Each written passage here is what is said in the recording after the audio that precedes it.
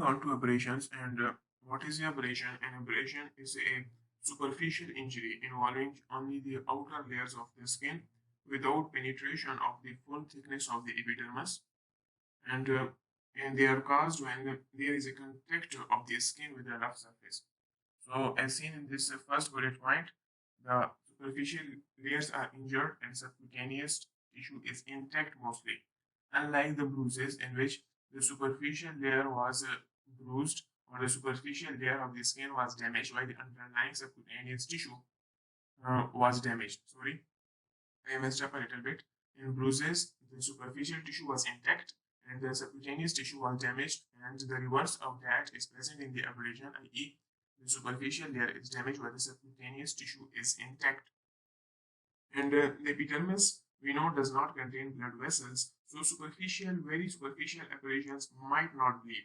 In the presence of blood vessels in the dermis will mean that deep abrasions have a tendency to bleed.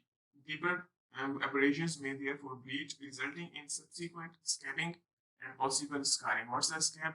We will see in the coming slides. So you need not to burden yourself with scab, but look at these pictures and this concept will become quite clear that how deeper abrasions bleed and superficial don't bleed. So here is an abrasion. It's a very superficial abrasion and it has minimal bleeding. Rather, I should say no bleeding at all. And such an abrasion is called scuff abrasion. A very superficial abrasion with minimal bleeding is called scuff abrasion or a brush abrasion. The next picture, it is a little deeper than this one, and this is called a scratch, and these are usually caused by fingernails, and this is called a scratch. These abrasions are linear abrasions and deep abrasions with bleeding. Such abrasions are called gouge abrasions, and this is an example of grazes. What are grazes? Grazes are extensive abrasions that are caused by contact with road surface, etc. in the cases of road traffic accidents. And this is an example of grazes. And the next bullet point tells us about a concept called heaping. What is heaping? Heaping is heaping is that concept that the epithelial tissue may compile from the origin to the end, as is the case in this picture. Let's go to a clean version of this slide. In this picture, you see that the direction of force is this, and the finger moves like this. So obviously, the abrated tissue, the damaged tissue, will heap up or kind of collect, or in other words, accumulate at the end of the abrasion. And this concept is called heaping of the attack. And heaping helps us determine the direction of force. So the direction of the causative force can be identified by close inspection of the abrasion, i.e. magnification of a high resolution digital image can also be used, and this heaping phenomena is important for identifying the elevated fragments of the epidermis which are pushed towards the distal end of the abrasion. So the tissue gets damaged, the epidermis gets damaged, and the damaged tissue gets pushed towards as an end of abrasion, and this end of abrasion is the distal end of abrasion, i.e. the abrasion where the side where the causative force stopped. So this heaping phenomena helps us determine the direction of force. And what are types of abrasions? I think we already went to the types on the basis of depth. There were 4 types. Scuff, yes, scuff is also known as brush.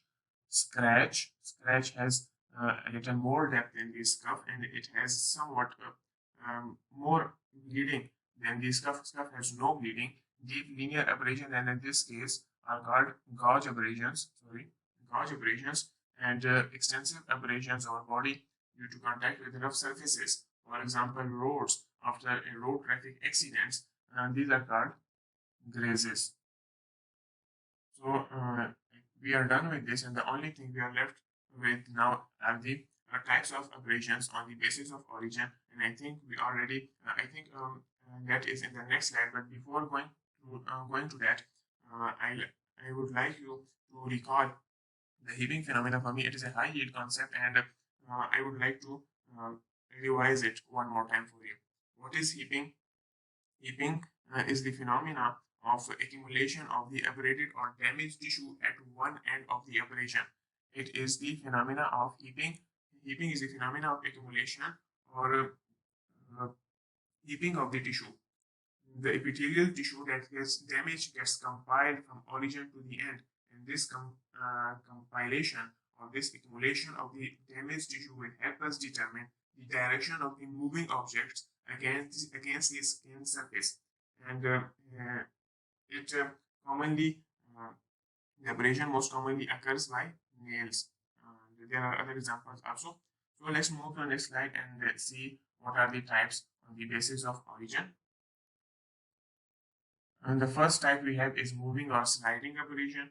It is a type of abrasion in which the body moves on the causative object, for example, scratches. Scratches are caused by fingernails. So if the fingernail moves against the body, it is an example of moving or sliding abrasion. Similarly, grazes. Grazes are caused in road traffic accidents, and the body moves against the stagnant or the stationary road surface. So it is also an example of sliding or moving abrasion. Another example is, next bullet point is about friction abrasions, and these are caused by contact with rough surfaces, for example, ligature around the neck. So here is an example of pressure abrasion or friction abrasion. Friction abrasions are also called pressure abrasions. And if you went through my asphyxia lectures, then I don't think it will be a headache to call. It will be a headache to remember the friction abrasions. They are caused by the ligature around the neck, contact of the skin with the ligature around the neck, as in strangulation, etc. What are imprint abrasions? Imprint abrasions are caused by the direct impact with some object. For example, teeth marks or grip marks. Here is a beautiful depiction of the imprint abrasion. The next bullet point is about the medico-legal importance. Abrasion, careful inspection of the abrasion can tell us about the intent of assailant. What does that mean? That if the abrasion is over hyoid bone, this shows that the intent of the assailant was to cause asphyxial death. And if the abrasion or the abrasion was on the abrasion is on the inner aspects of thighs, so this tells us about sexual offense, that the assailant intended sexual offense. Similarly, the inspection of the or the study of the abrasion can help us determine the causative agent. For example, if there are bite marks, as in this case, so this will obviously tell you that the abrasion is caused by biting. And if there is a ligature mark, so this will obviously tell you that the causative agent was a rope or a ligature or a belt, etc. So all of these can be used for ligature or strangulation purposes. In the next slide, we are going to study the age of abrasion, and I would like you to bear in mind that the age of abrasion is not as high as the age of bruises, but almost all the books have mentioned it, so I prefer to include it in the lectures. Age of abrasion. On the day one, when the abrasion is fresh, it is bright red and there is oozing of blood. After a few hours, the exudation dries. What is exudate? The fluid that gets released after the abrasion or the injury to the superficial tissues, as occurs in the abrasion. After a few hours, the exudation dries and a red scab is formed. What is a red scab? Here is a depiction of scab, but it's not fresh scab, so it's not red. It's rather brownish black. But initially, every scab is red. What is a scab? A scab is a collection of injured epithelium, dried blood, or serum and lymph. So exudation, it is a combination of exudate and the damaged epidermis that has heaved up at the margin of the abrasion. So a scab is a combination of exudation. A scab is a combination of exudate and epidermis that has been damaged in the abrasion. And in the exudate, we have two things: dried blood and lymph.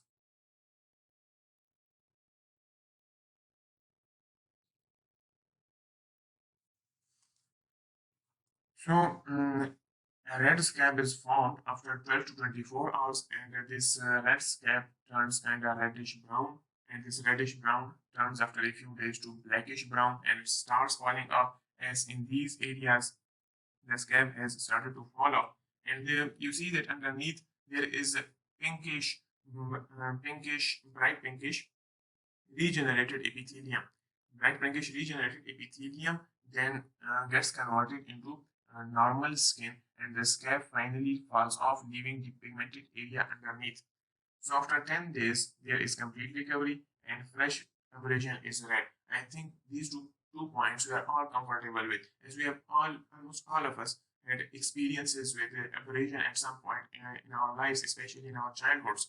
So these 2 points, I don't think you should bother yourself with, and they are not either important for examination purposes. So these 2 points you need to familiarize yourself with. But if you think, uh, but if you have problem remembering them, and you are just focusing on the high yields, so I would rather suggest you focus more on the table of age of bruises than spending your time on the age of abrasions. And the next slide is about laceration. So let's see what we have got here. What's the laceration? Is seen in these pics. Uh, the thing that should, the word that should come to your mind is a split or tear. So what's the laceration? It is a split or tear in the skin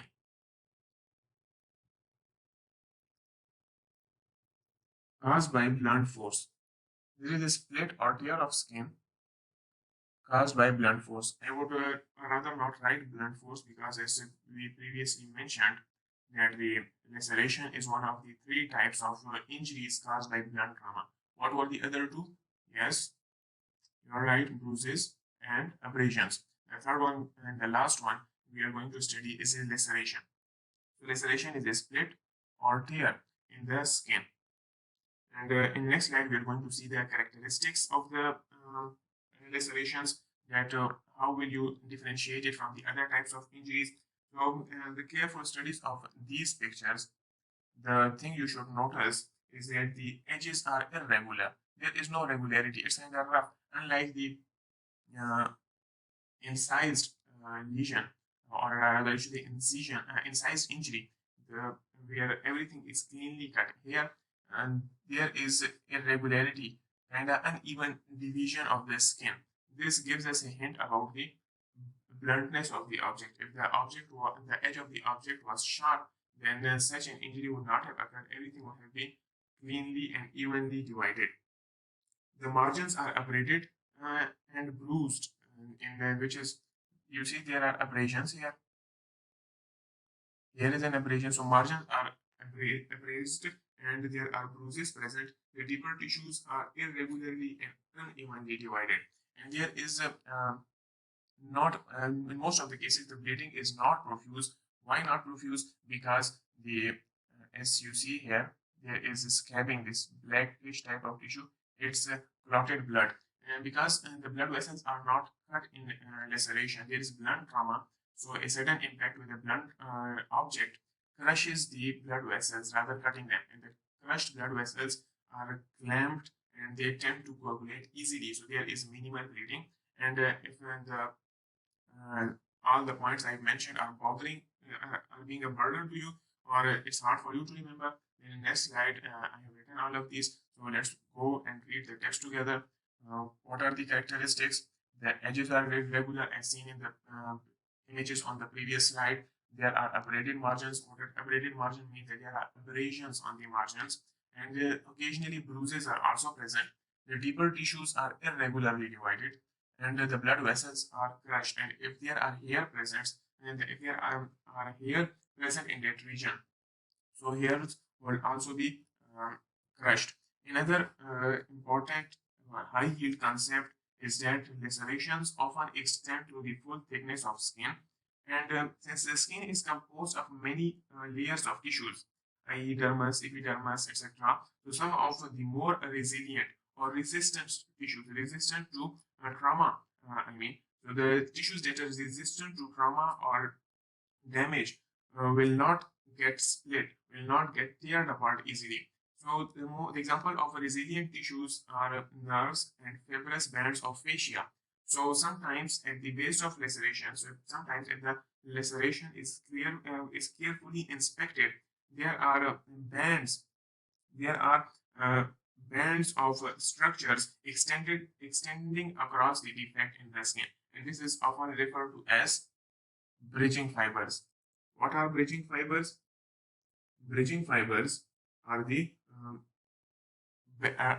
bands of tissues that are resistant to cut, that are resilient to damage, and these band of tissues kind of extend across the defect in the skin, the defect that is caused by the impact of the blunt object, as in the case of lacerations. This point is very highly to remember, as you will study, you will understand its importance after you have gone through the after you have gone through the whole after you have gone through the lecture about the incised wound. The last bullet point is about the types of abrasions. What are types of abrasions? As mentioned here, there are three types of abrasions: split, stretch, and avulsion. What's a split? I think we have studied a lot in this slide, and if we go to the next slide and go first to definition and then come back to this slide, then it's gonna make the stuff a lot easier for you to remember. So let's move on to the next slide. What's the split laceration? Split laceration is when skin is crushed between hard objects, like as was the case in the images we previously saw.